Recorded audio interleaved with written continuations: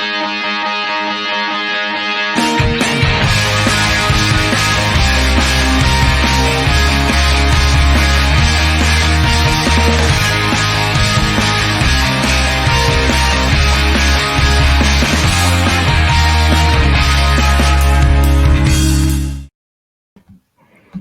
guys, and welcome to what's hopefully not the last episode of the season, and it's the kickoff to playoffs. It's Bears Brunch. It's 11 a.m. on a Sunday, and Cristina Gonzalez is back with us. How are you? In pain, but I'm thinking that's just an adult thing, part of everyday life now, so. Right. I've noticed. Yeah, the wakeboarding, you can't do that anymore. Yeah, and I just learned last summer too, and apparently the injury I sustained was a 1% chance of happening, so. Hey, you got to love those odds. Not a lottery ticket or something. I don't know. Right. I mean, if you would have bet that one on the monkey knife fight, I don't think that would be a good payout. I would have had a great payout on that. Yeah. I've realized that now, like even when I sleep, the opposite side of my body I lay on hurts. Yeah, it's just 25 years as an athlete, and really the only injury I sustained as a soccer player, I tore my ACL when I was 15, no issues. Learned to wakeboard, messed up my whole back, and hit. The stupid thing is I would still get back on a wakeboard. Be like, nah, it's not going to happen again.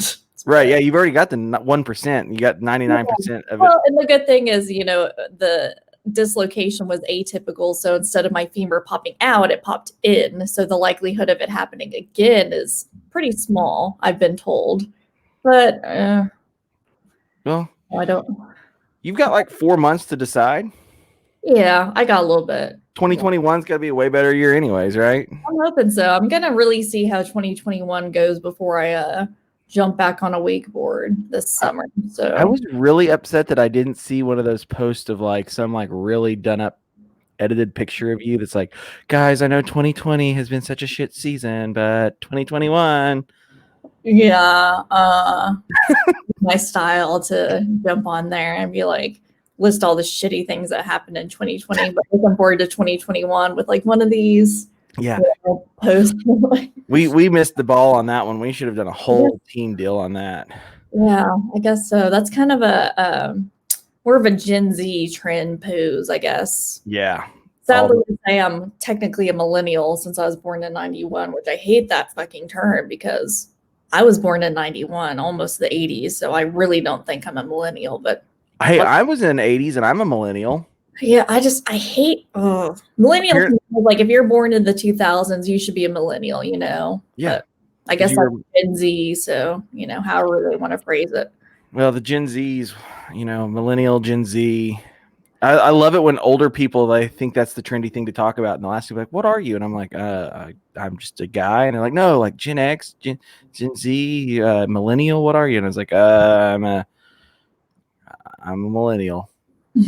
So. I'm a struggling adult. That's what I identify as. Right. I still haven't even got my $600 yet. Yeah, interesting. Yeah, all my family seem to have got theirs, but they've. We'll see how that goes. They lost yours. I don't know. Well, hopefully it goes just as good as last week when the Bears beat the Jaguars 41-17. It was a great game. Yep. I had the Jaguars scoring 17. I felt good about that. I went a little under on the Bears prediction there, but they played lights out. 265 yards, 2 TDs, 1 interception from Mitch Trubisky. He is showing that he can work through some of those struggles that he had early on in the season, and he's a mobile quarterback and can get us out of a lot of problems. Yeah. I mean, I think that's really the advantage for him over Foles that we were talking about earlier, when they were debating, is it going to be Foles or Trubisky after he came back from injury? But, really having a mobile quarterback gives you just so many more options. And, it makes the, play pass option a lot bigger of a threat because not only are you going to have to, spy him in the pocket? But if he gets loose, you're going to have to, hold someone in the middle, a safety or someone over top, just in case he decides to take off and scramble. But, really his advantage right now is having Montgomery taken off these last few games and taking a little pressure off him. So he's, not so pressed to pass the ball every time. Yeah, Montgomery's finally hit the stride. 95 yards, 1 touchdown on 23 carries last game. Hopefully he has that same deal. We were talking earlier. He's got a decent little record against the Green Bay, the last game that he played, getting like 9.4 average yards per carry. So, yeah, I mean, when you're averaging nearly a first down on every single carry, that's obviously a stat. Hopefully he lives up to this game. But again, the Packers' run defense hasn't been great this season either. They're 10 games this season, they've allowed 100 yards rushing or more. So I think definitely that plays to the advantage of Montgomery, especially, these last few games, what he's done and shown. So, Right. Yeah. He's finally hitting that stride of getting 100 yards. Yeah. Rushing, yeah. I think that's going to be huge, is to open up Trubisky and the Bears offense is getting Montgomery going from the start. Well, and like you were saying, that dual threat quarterback situation with Mitch being a more mobile quarterback, he's been able to open up a lot more play for a lot of guys. Montgomery, your tight ends are getting a lot more looks. Robinson's getting a lot more looks. It's a lot of, he's really spreading the offense around and showing that when you do that, you can put major points up on the board. Oh, absolutely. I mean, you definitely don't want a one-dimensional offense, but what's even worse is if you're only targeting a few guys out wide, then the defense knows when you're dropping back to pass who the ball's going to go to and who to double team or to cover over top. But if you have multiple guys getting the ball, then, you really can't go to a double team because you're just going to leave one of the other guys open. So. Right. And I think it's helped. They kind of reconfigured that O-line during the bye week. And they got them a nice little O-line combination that seems to be working.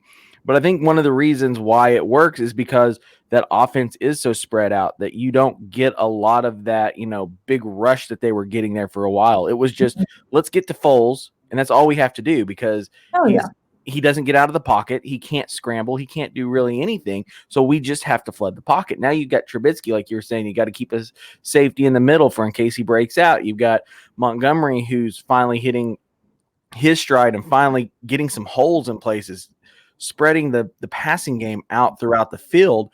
You've now got to have, more than 3 players in the secondary, basically, because that's how it seemed like most teams were playing, was like, all right, we're throwing 8 in the box and we're tackling Foles. Yeah, I mean, and that makes it very easy because when you stack 8 in the box, I mean, not a ton of offensive lines are going to be able to stop 8 guys rushing you. But, too, with Trubisky's mobility, that really limits the defense ability to play a man-to-man. Because if you play man-to-man on a quarterback who can rush and take off on his own, all your guys' backs are turned around on their mark, and Trubisky takes off and he's got, 15, 20 yards easy. So, right. I mean, well, and then, that game, it's kind of hard to say, the defense showed up against the team that doesn't show up.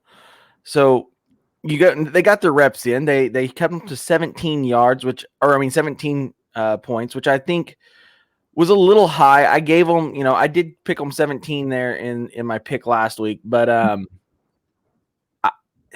the defense, especially this game, is going to have to show up against Aaron Rodgers. They do have a plus, which is kind of shitty that we have to call it a plus. We'll talk about that here in a few minutes, but the defense has kind of hit that stride, and it's really good because a lot of times you see teams fluctuate where defense is really good at the starting of the season, and then they start to taper off, and the offense kind of picks up the slack. But right now, we're kind of teetering in the right where everything's kind of, that shift is finally evening out to where things are looking really good.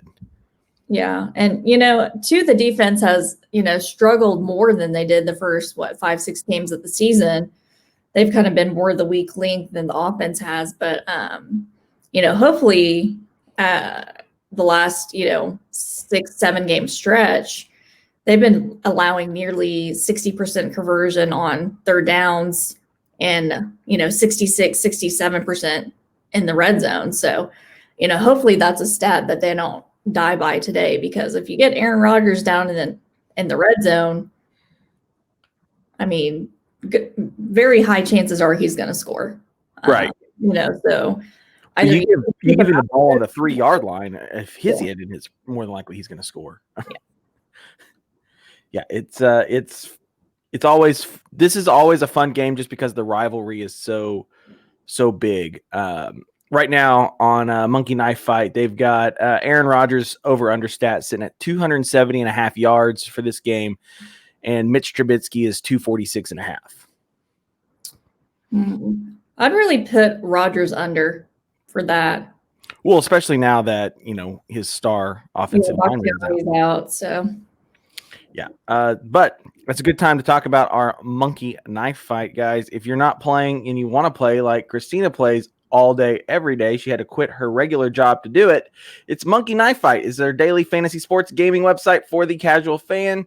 It is simple, fun, and easy to play. Users determine which superstars competing in today's professional sporting events will record more or less than the contest line provided. Monkey Knife Fight's daily fantasy prop games play similar to the salary cap-based DFS games, but without the algorithms, lineups, and most importantly, sharks. There are several contests to choose from, none of which require hours of research required on competing sites. Start with a simple 2-2 or go to the highest payouts, which can be 100 times and higher by selecting an 8-8 more or less contest. Get started now with a 100% instant match bonus of up to $50 with our promo code Bears Brunch. It's a lot of fun. So like I was saying, you just get on. Right now for Monkey Knife Fight, Aaron Rodgers over under 270.5 yards. Mitch Trubisky's over under is 246.5. Devontae Adams over under is 18.5 fantasy points. 18.5 fantasy points. If I were going with the safe bet, I'd do under on both quarterbacks on that one. I would too. Allen Robinson's 12.5 fantasy points over under. Yeah, with the fantasy points, I'm not as comfortable as just doing a yards or something along those lines. Right.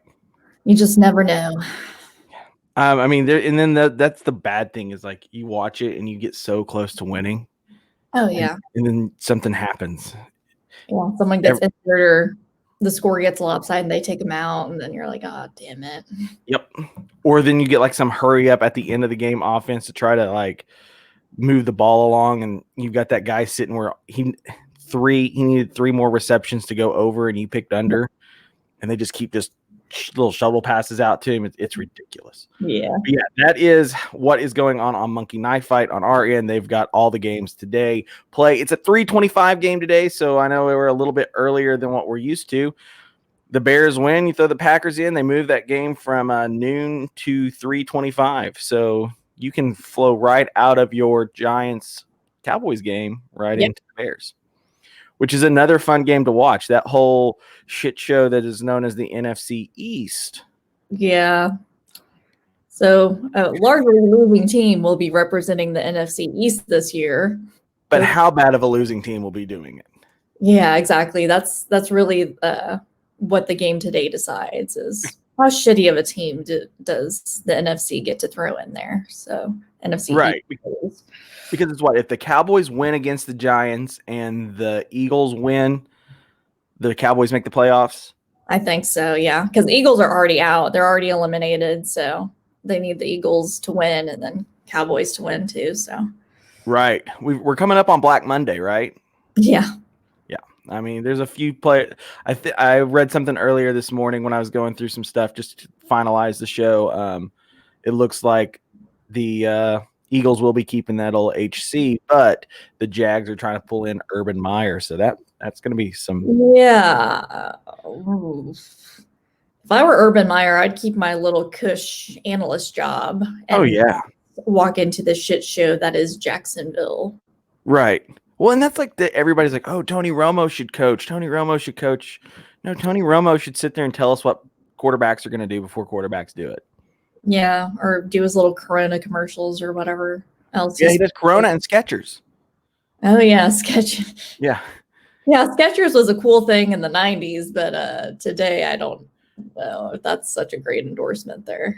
Hey, I was really shocked because I'm a big baseball dude, and Clayton Kershaw wears Skechers cleats now. They What? specially made, yeah, he like got a Skechers endorsement, and he now has Skechers cleats made. Man, you have to give me a shit ton. I think for his Under Armour cleats, Skechers just pays Under Armour to put an S on the side of it. Oh, okay, gotcha. Well, that's more feasible. I do like Under Armour stuff, but Skechers, Yeah, I was trying to look for them because I was like, I want a pair of Skechers cleats if they actually exist, just for like to put on my shelf or something. Oh yeah, I'm sure they won't last super long, so then it'll be like a collector's item later. Right, and they don't have the rocking heel like they used to. You remember those like boat shoes? Yeah, the like big, like 3-inch thick support ones. Yeah, Yeah. those and the toe shoes. Kids that were born in the 2000s will never know about. No, the jelly sandals. Yep. So yeah, Skechers. If you keep getting injured like this, you might get you a sponsorship out of them. They're so comfortable. I want to know that or some KT tape. I don't know. They could gladly sponsor me. Hell, if it works, tape me up, guys. Right. I got an Aircast wrist deal one time when I had plantar fasciitis and flipped the airbag around and put it in my arch. Uh-huh. That was the best thing in the world. Like I told a buddy about it and he's like, man, you ought to try to like tell him about that. Yeah. So I just did. There you go. If you guys are watching at Aircast. So an interesting topic came up this week online and was kind of curious what Cristina thought about this. There is the idea that because of this late season pickup and just complete kind of annihilation of their opponent since the Texans game, has this late season push bought Matt Nagy another year in Chicago. As we talk all the time, Nagy and Pace should never be anywhere near Chicago again, except to be there maybe for when they play against the Chicago Bears. Mm-hmm. But many people think that since good old Mitch came in, might be saving the old Matt Nagy a job. Maybe. I mean, really, I think if the Bears win this game, I don't see the Bears organization cutting Nagy loose, especially with, the odds stacked against them after a 5-game losing streak. Then, if they win today or if the Cardinals lose, coming back and making the playoffs after that. So it would be really hard, I think, for any organization to have a team, surprisingly make the playoffs or make this late run and then fire the coach. Right. Even though I hate it personally, I would be like, we have a lot better options, I think honestly, it's just mainly the culture with Nagy and Pace that really needs to be fixed. And I don't see them just, making a run into the playoffs and maybe getting beat first or second round, correcting the culture. Right. I think it just needs to be a top-down scrubbing of the organization, honestly. Right. And our GoFundMe account has not really made us a lot of money enough to buy the Bears. So we're kind of stuck there. Baby steps. Made a good push, guys. Thanks for ending 2020 on top. We've got $56 for us. So that should buy us a few pizzas for the playoffs. Well, maybe you should petition Jeff Bezos and Elon Musk. Yeah. They're in the race now for $250 billion, so yeah, it'd be a drop in the bucket for them. I know. I mean, that would leave them probably like a 1 second profit for them to buy the Bears. That would be so great. They would probably try to change the name to like the Amazon Bears or something like that. Yeah, probably. Or they'd have to buy all their gear from Amazon. But I mean, they literally could, so it wouldn't be that deal. But I feel personally responsible for making Jeff Bezos a billionaire from all my Amazon purchases. So I would rather a team like I feel like the Jags are owned by Wish. Like that's where they should get their football equipment from. Yeah, a little bit. It's like those memes where it's like the Wish version and then like whatever the online version you try to order from. Yeah, the Jags are the Wish version of what you tried to order online. Right. I saw the funniest one the other day that was like, OnlyFans is the Wish of Pornhub. Oh yeah. I was like, that's great. That's hilarious. The things that happened in 2020. The Bears had a weird season, and that's, new year, new us, right? Yeah, that's maybe, but I don't know whether to take 2021 as a new beginning with, this area getting 5-6 inches of snow the morning of 2021, or if that's just a bad sign, like, hey, 2021 is just about to shit on all of you. So, right. Well, that was the weird thing was like in Tulsa, because 44 runs through Tulsa. yeah, Like south of 44 and 75 just look like a normal winter day in Oklahoma where there's just grass that's dead. And yeah, then you go like 169 and 71st had like an inch and a half of snow. yeah. We got probably. I woke up that morning maybe like 8:30 and looked outside. I was like, oh shit, it snowed, and it was like 4 or 5 inches of snow. I was like, oh, okay. Yeah. And then it was gone by, up here at least, it was gone by like 4 o'clock. Yeah. So we didn't have to worry about it anymore. It is going to be a cold day today in Chicago, though. So it's looking like it's going to be about 34 degrees with a wind at about 8 miles per hour at game time. So you live in Chicago and it's January. Green Bay, it's not like you got a team with an advantage. They both play outdoor stadiums in really cold places. Yeah. So, but back to the Matt Nagy situation. Matt Nagy is signed through 2021. So really all it would be is like, let's give him this next year to see what happens. Let's just let him finish out his contract. And if not, just cut him loose. You're not going to have to pay him out a ton. It's not like he has an additional 5 years left on his contract. So, right. Well, and that might give time for Mr. Fitz over there at Northwestern, another year or something like that. I really do think that's going to be who they push for. I mean, if someone doesn't scoop him up already after his season at Northwestern, that's kind of the caveat there. Do you pull the trigger or you wait another season and risk, your top guy getting scooped up by someone else? So, well, he says, I would only leave Northwestern for the Bears. Yeah, and everybody says that until you're shown that money. Until they get shown the money, and then they're like, "Hey, I'm all for this organization. They've got a lot of great players, Right. So, yeah, money talks. So let's be realistic here. If he gets shown the right amount of money to go to fucking Jacksonville, he'll go to Jacksonville. So yeah. Everybody says, "Oh, I want to coach this. I want to coach that," and as you keep climbing those tiers of coaching, and you realize that this is so much more obtainable. Like there's guys that I want to be the best high school basketball coach. Well, okay. Now junior college and small D3, D2 schools are calling. Now you want to be the best D2 coach in the world. And now you want to go to D1. It never ends. So just because you say I'll only take a Bears job does not mean that you will only take a Bears job. Yeah. So unfortunately, we still got to finish out the season with Matt Nagy, which Bill Lazor has really come through for the offense. I think I think above Mitch saving Nagy's job, I think it's Bill Lazor that's going to save Nagy's job if he gets the next year. Very well could be, or it could be Pagano losing it for him if the defense does not step up. So. Yep. And that's going to be a hard game to step up. You've got to play the best game of your life because today is the age-old rivalry. It is Packers and Bears, 325, as we were talking about. It's actually got moved to the national game, so anybody can watch that, like us, if you're outside of the Chicagoland area. But it's a big game, and we were talking earlier. Go ahead and fill everybody in on who is out today for the Green Bay Packers. David Bakhtiari. We worked on that so much pre-show. We did. We did actually have the pronunciation right, but you got to just double check. Right. Yeah. I mean, that's a big offensive lineman for Aaron Rodgers. He's not going to feel as comfortable in the pocket with him out. Well, it looked like it was a knee injury, and it happened during practice. Thursday practice is what I read. And Aaron Rodgers says that he is still in the mourning process. Mourning. I mean, it's like the guy died.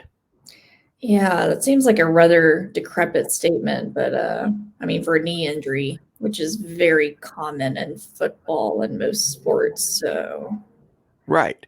It's dramatic, but well, it gives him more times to chug beers at the Bucks games. yeah, right, man.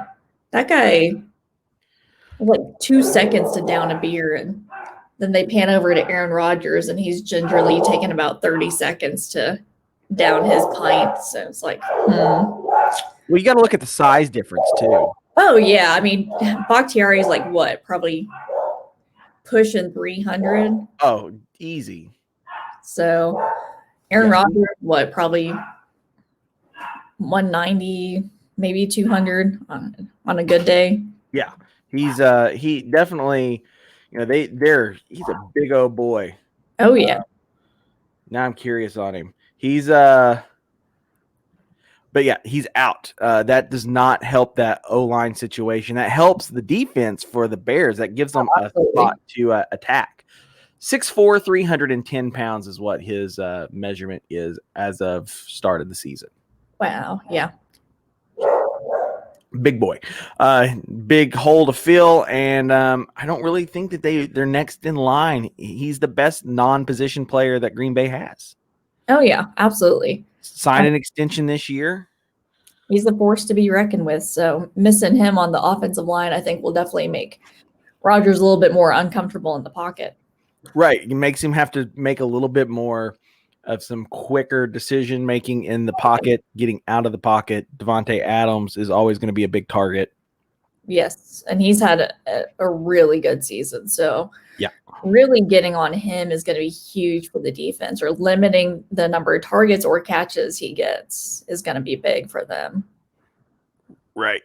And that's the thing too, is, we kind of had that little cushion there where the Rams have kind of had some upsets here and there in the season. And that's really that was going to be the fallback if they lose today against the Packers, right, is the Rams win, but now the Rams don't have Jared Goff. They've got 25-year-old financial analyst. Yes. I don't even know what his name is, but played in the AAF. Did you see his picture? Like, the dude looks like he's like 5'5". Yeah, not a big dude. 60 pounds, maybe, dripping wet, 160 pounds. He looks like a kicker. Yeah, he really does. Like or a jockey. I don't know which. Right.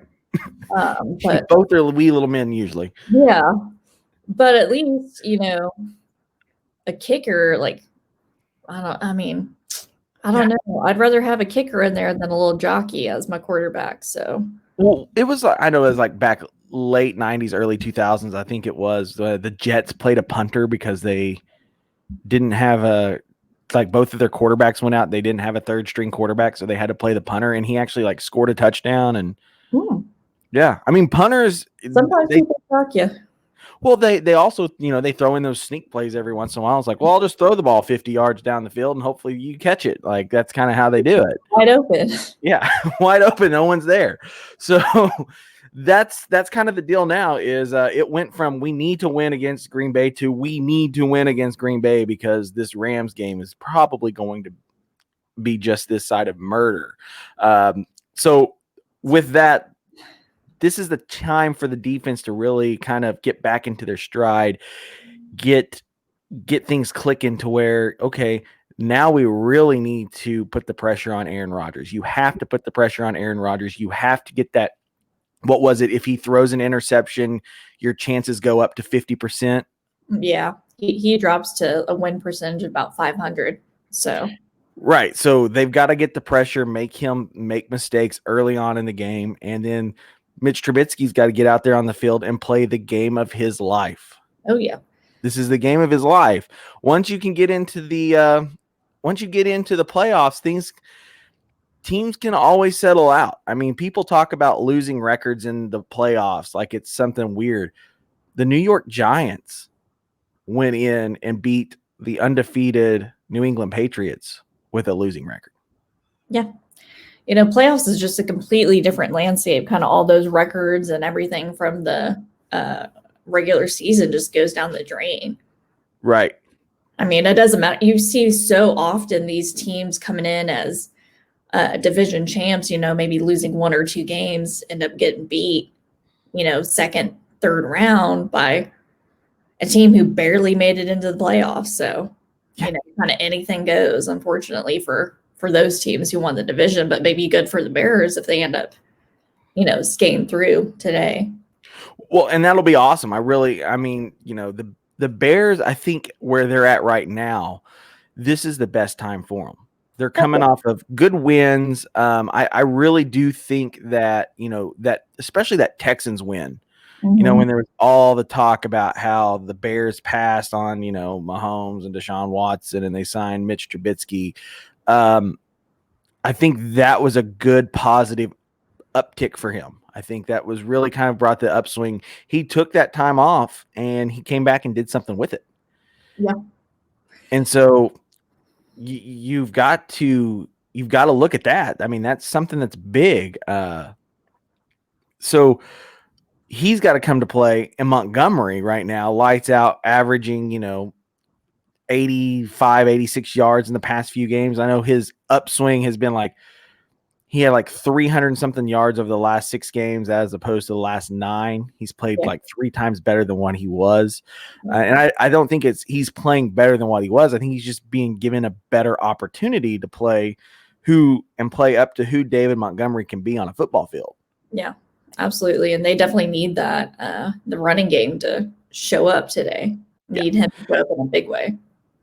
So, these are all things that have really worked, is that offense and rushing, as you were saying, 10 games, 100 yards in 10 games for the defense on Green Bay giving up on rushing yards.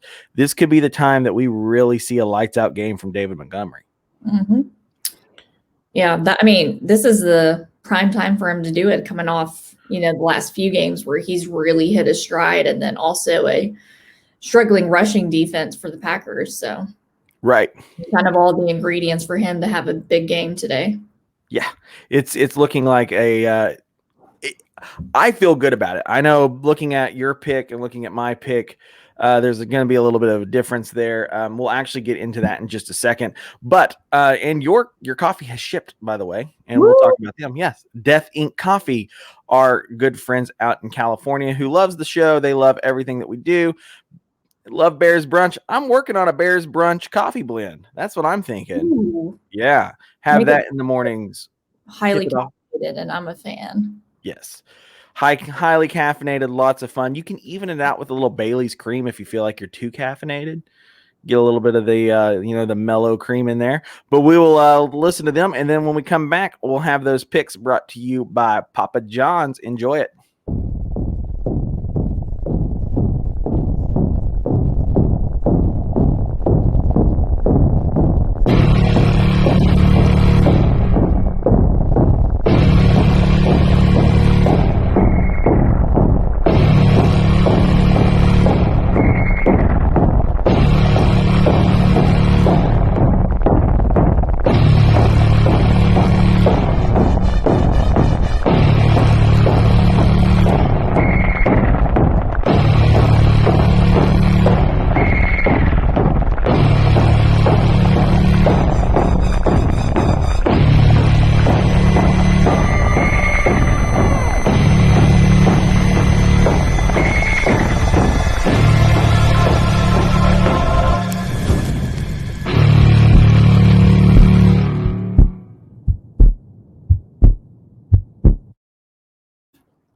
And thank you guys, deathink.coffee. You can get on, subscribe, and every month they will send you some coffee.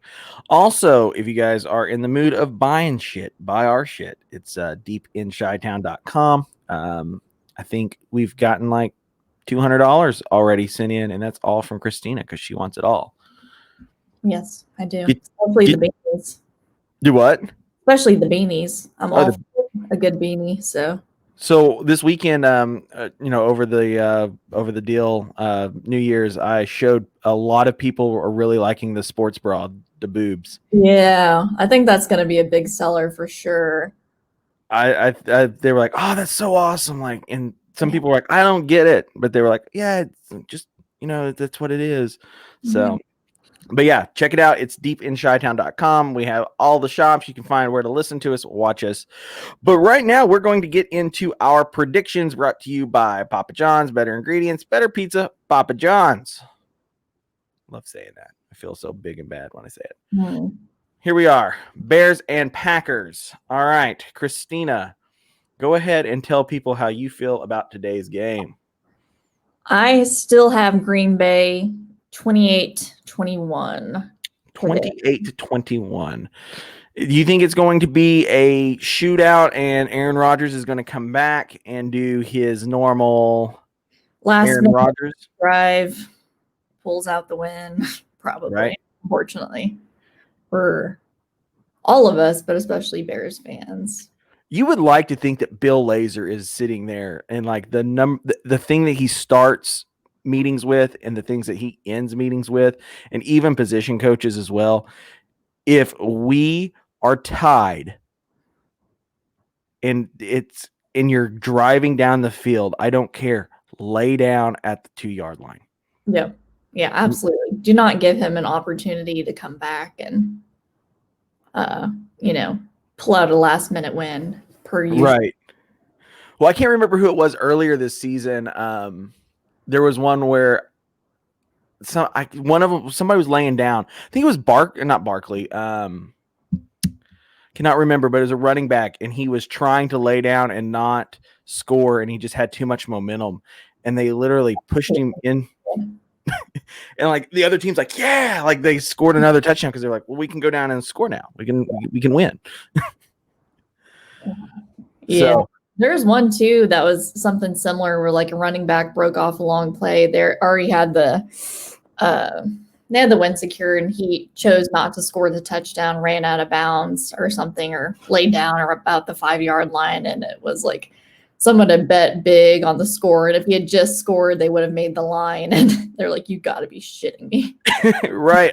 That's the best part on Monday is going back and watching those games where, like, the spread's been covered or something like that. Like that Seahawks Eagles game, people were losing their minds over that outcome.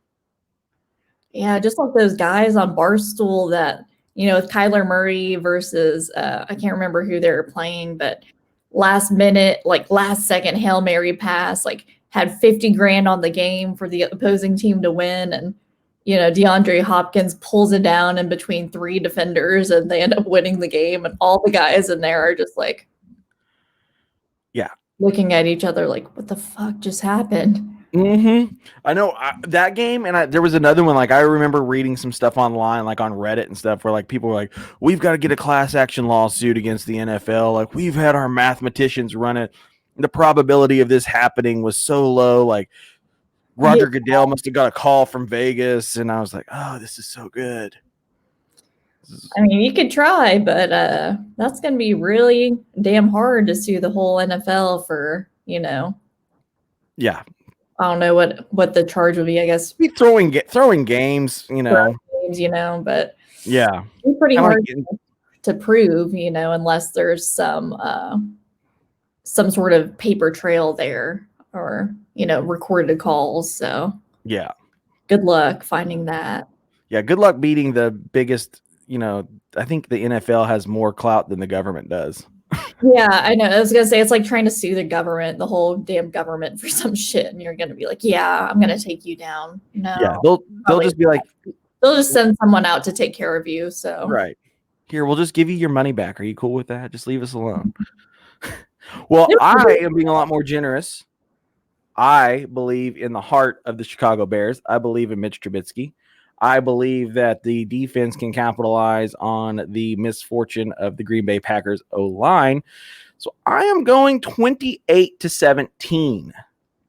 I believe that there will be a forced interception within the first half, up our chances, and that things will get rolling. I know they're really home field advantage doesn't mean anything this season since no fans are there. Maybe the blue tarps that cover makes you feel a little bit more homely than if the green tarps were up. I don't know the difference, but 28-17 is what I've got. So hopefully I'm right. Your pick is more accurate than mine. Yeah, we definitely need that.